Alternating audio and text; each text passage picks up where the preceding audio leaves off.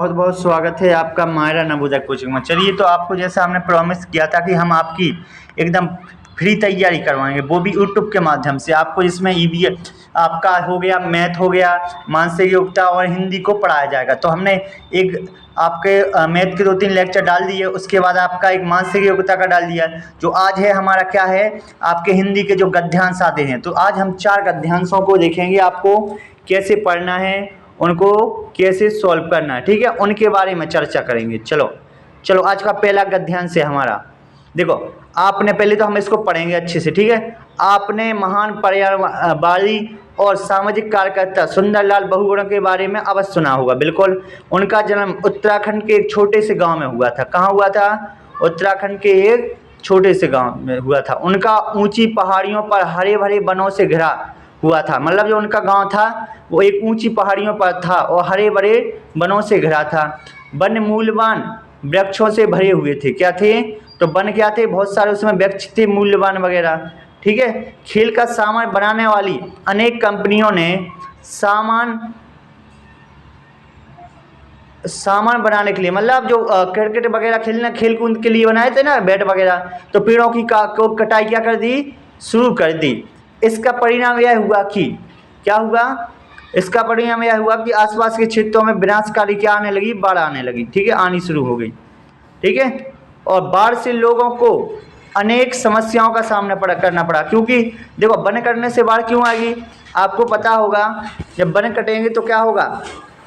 जो वन काटते हैं उनकी जड़ें रहती है, वो पानी को छेड़ लेती हैं, जिससे क्या होती है? बाढ़ विनाशकारी नहीं बन पाती है, ठीक है। तो इन्हीं के कारण क्या हुआ? वहाँ बहुत सारी समस्याएं उत्पन्न हुई, समस्याओं का सामना करना पड़ता। उन्हें अपने जीवन में वनों का महत्व तब उनको आया क्या, कि वनों का क्या महत्व होता है, ठीक है, उसके बारे में उनको पता चला। चलिए, अब ये अपने अच्छे से सुंदरलाल बहुगुणा के बारे में एक पैसेज है, अब इसमें से आपको छांटना है, ठीक है। क्या करना है? उनके उत्तर छांटना है। चलो, तो इसका आंसर बताना है आपको। तो इसका आंसर क्या होगा? देखो, सुंदरलाल बहुगुणा एक महान थे। कौन थे? तो अभी बताया था। ये यहाँ पर क्या लिखा है? देखो, ये लिखा आपका, इनके बारे में अवश्य सुना होगा। तो ये क्या थे? महान। क्या थे? महान कौन थे? पर्यावरणवादी और सामाजिक कार्यकर्ता थे। तो सामाजिक नहीं है, पर्यावरणीय है, तो इसका क्या होगा? ए, ठीक है। दूसरा है, उनका गांव घिरा हुआ था। तो आप पैसे जी को ध्यान में रखो। देखो, उनका गांव वन भरों से हुए थे। तो यहाँ क्या लिखा? उनका गांव ऊंची पहाड़ियों पर हरे भरे वनों से घिरा हुआ था। क्या था? तो ये लिखा है इसमें, हरे भरे वनों से। तो इसका जो आंसर होगा क्या होगा? हरे भरे वन होंगे, ठीक है। तो ये होगा आपका हरे भरे वनों से, सी होगा। इतना हो गया। चलो, अब इसके बाद नेक्स्ट हम करते हैं। देखो, अब तीसरा क्वेश्चन क्या है आपका? वनों की कटाई के परिणाम से आने लगी। तो वहाँ हमने पढ़ा था। देखो, जैसी इसके परिणाम हुआ, क्या हुआ? जैसी वन कटने लगी तो क्या हुआ वहाँ पर? देखो, आसपास के क्षेत्रों में विनाशकारी बाढ़ आने लगी। क्या आने लगी? विनाशकारी बाढ़। तो इसका आंसर क्या होगा आपका? इसका जो आंसर होगा वो होगा आपकी विनाशकारी बाढ़ होगा, ठीक है। चलो, इतना आ गया समझ में। चलो, इसके बाद हम बात करने वाले हैं। देखो, अब ये संज्ञा आपने पढ़ी होगी, हिंदी में नहीं पढ़ी होगी तो एक बार हम पढ़ा देंगे। देखो, जो संज्ञा होती है क्या होती है? किसी व्यक्ति वस्तु का स्थान के नाम को क्या बोलते हैं? संज्ञा। जो संज्ञा होती है आपकी 5 प्रकार की होती हैं।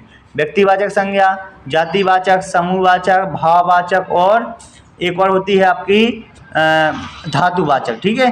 तो किसी भी व्यक्ति का नाम वगैरह हो तो वो आता है आपका व्यक्तिवाचक में, कोई भी नाम हो दुनिया के, ठीक है। इसके अलावा अगर कोई जाति बता, जैसे लड़का हो गया, लड़की हो गई, ठीक है, या कुत्ता हो गया, बिल्ली, तो ये क्या होती है? जाति। तो ये आती है जातिवाचक में। तो यहाँ क्या दिया है? नाम दिया है। देखो, सुंदरलाल बहुगुणा, कोई का भी नाम हो, चाहे नरेंद्र मोदी हो गया, सुंदरलाल बहुगुणा, कल्पना चावला, तो ये क्या आते हैं हमेशा? ये व्यक्तिवाचक। तो डी होगा इसका, ठीक है। ये हो गया। चलो, इसके बाद देखो नेक्स्ट। अब मूल्यवान का पर्यायवाची है। बताओ, मूल्यवान पर्यायवाची मतलब होता जिसका समानायत होता है, ठीक है, समानायत होता है। तो बताओ, घृणास्पद ये नहीं होता, अप्रिय भी नहीं होगा, अमूल्य, अनमोल, अनुपयोगी। तो क्या होगा? ये अमूल होता, अनमोल। मूल्यवान मतलब होता अमूल्य या अमूल, ठीक है। तो ये था हमारा पहला पैसेज। अब दूसरा देखें हम, ठीक है। अब इसको हम पढ़ेंगे ध्यान से पहले, फिर इसके आंसर देंगे, क्वेश्चन आंसर, ठीक है। तो क्या है इसका पैसेज? देखो, अब आपको देखो विनम्रता क्या है। अब यहाँ एक दूसरा पैसेज है, विनम्रता एक महान सद्गुण है। सद्गुण मतलब होता है अच्छा गुण। इसका अभिप्राय है कि विनम्र, कोमल और सुशील होना। क्या होना? विनम्र होना, कोमल और सुशील होना। यह घमंडी होने के उलट है। मतलब जो घमंडी का उल्टा होता है विलोम, विनम्र होना। घमंडी जिनको घमंड होता है कोई भी चीज़ पर थोड़ा बहुत बढ़ जाएंगे। विनम्र मतलब जो हमेशा एक से रहते हैं। ठीक है, जो हो गया। यह स्वयं पर नियंत्रण रखने की गुणवत्ता है। क्या है?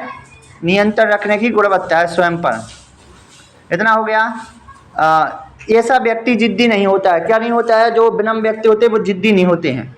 ठीक है, वह दूसरों से सलाह लेता है, हमेशा वह सलाह लेता है और उनके अनुभव से सीखता है। क्या करता है? उनके अनुभव से सीखता है। वह अपना क्या? वह अपना स्वयं का विशेषज्ञ है। मतलब स्वयं का विशेषज्ञ।